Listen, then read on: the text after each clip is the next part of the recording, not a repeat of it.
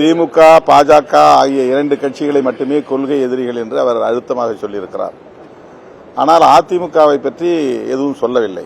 விமர்சனமாக சில கருத்துக்களை சொன்னாலும் கூட அதிமுகவும் எங்கள் எதிரிதான், அதாவது கொள்கை பகைதான் என்று அறுதியிட்டு அவர் சொல்லவில்லை. அங்கே ஒரு கேள்வி எழுகிறது. ஆகவே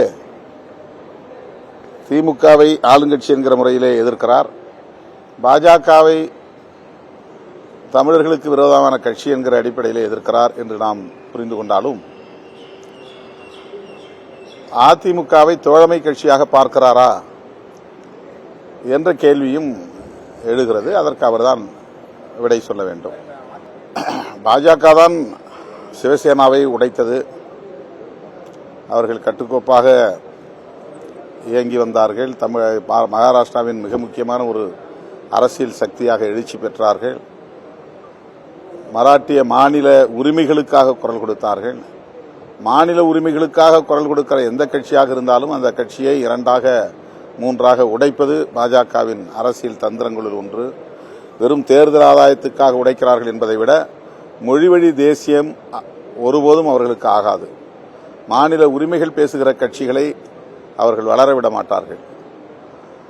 அந்த அடிப்படையிலே மராட்டிய மாநிலத்தில் சிவசேனாவை இரண்டாக உடைத்தார்கள்.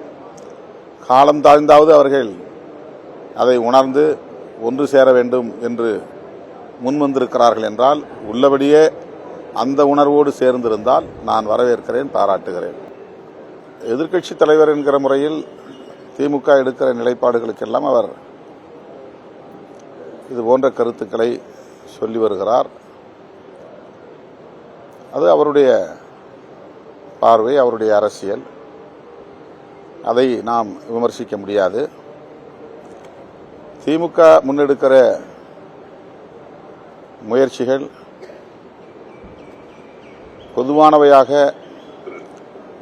ஒட்டுமொத்த தமிழ்நாட்டு மக்களுக்குரியவையாக இருக்கிற போது அதை விடுதலை சிறுத்தைகள் வரவேற்கிறோம், பாராட்டுகிறோம். ஓரணியில் தமிழ்நாடு என்கிற இந்த கருத்து,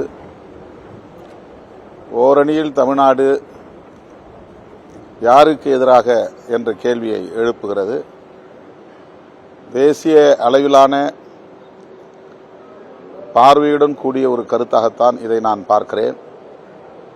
தமிழ்நாட்டில் அதிமுகவுக்கு எதிராக அல்லது அதிமுக கூட்டணிக்கு எதிராக என்பதை விட தேசிய அளவில் கல்விக்கு வழங்கக்கூடிய நிதியை கூட வழங்க மறுக்கிற பாஜக அரசை எதிர்க்க, அவர்களின் சனாதன செயல் திட்டத்தை முறியடிக்க, தமிழ்நாட்டுக்குள் சங் பரிவார அரசியல் எந்த வகையிலும் நுழையாமல் தடுக்க, அனைத்து தரப்பு ஜனநாயக சக்திகளும் ஓரணியில் திரள வேண்டும், ஒட்டுமொத்த தமிழ்நாடும் ஓரணியில் திரள வேண்டும் என்கிற பொருளில் சொல்வதாகத்தான் விடுதலை சிறுத்தைகள் கட்சி புரிந்து கொள்கிறது.